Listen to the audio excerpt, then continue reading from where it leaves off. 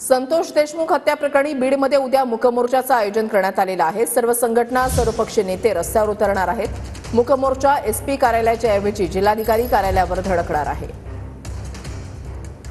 हा मूक मोर्चा आहे।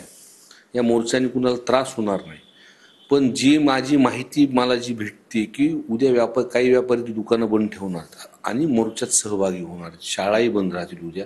कारण का ही परत घटना कोणाच्याही कुटुंबासोबत ही अशी क्रूर पद्धतीने जे संतोष अण्णा देशमुखांच्या जे त्यांचं कुटुंब आता सहन करत आहे तशी ही घटना होऊ नये, त्यामुळेच लोक उद्या रस्त्यावरती उतरणार।